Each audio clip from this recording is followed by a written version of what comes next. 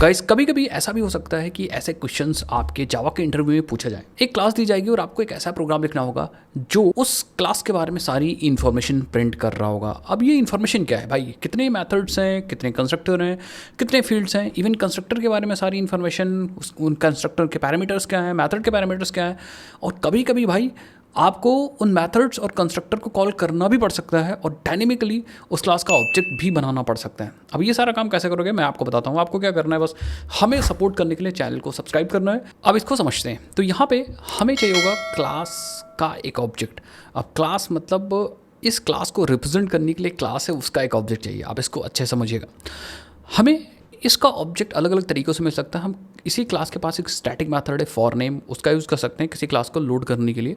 But simply आप इसका literal भी यूज़ कर सकते हो, क्लास लिटरल। आप पैरेलिस डॉट क्लास यूज़ करके देन आपको मिल जाएगा क्लास का ऑब्जेक्ट एंड देन उसको हमने एक वेरिएबल के अंदर क्लास ओबी के अंदर रख लिया। अब क्या होगा, ये जो क्लास टाइप का डेटा है या क्लास टाइप का वेरिएबल है वो हमारे इस क्लास को रिप्रेजेंट करता है। मतलब इस क्लास के बारे में सारी इन्फॉर्मेशन इसके पास है। मैं आपको दिखाता हूँ कैसे। जैसे हम class ob dot get declared constructor call करेंगे तो हमें एरे ऑफ कंस्ट्रक्टर्स मिल जाएगा। अब कंस्ट्रक्टर को रिप्रेजेंट करने के लिए हमारे पास एक क्लास है कंस्ट्रक्टर क्लास। इस कंस्ट्रक्टर क्लास के पास कंस्ट्रक्टर की सारी इन्फॉर्मेशन होती है। तो हमने क्या किया, सिंपली नीचे अगर आप देखोगे तो एक लूप चला दिया और कंस्ट्रक्टर को एक एक करके ट्रैवर्स किया फॉर ईच लूप से एंड हमने सी डॉट गेट नेम की हेल्प से कंस्ट्रक्टर का नाम प्रिंट कर दिया। अब हमें तो पता ही है भाई कि कंस्ट्रक्टर का नाम और क्लास का नाम सेम होता है, तो कंस्ट्रक्टर के जितने भी कंस्ट्रक्टर होंगे सारे नाम क्लास के नाम से ही आएंगे। ठीक है।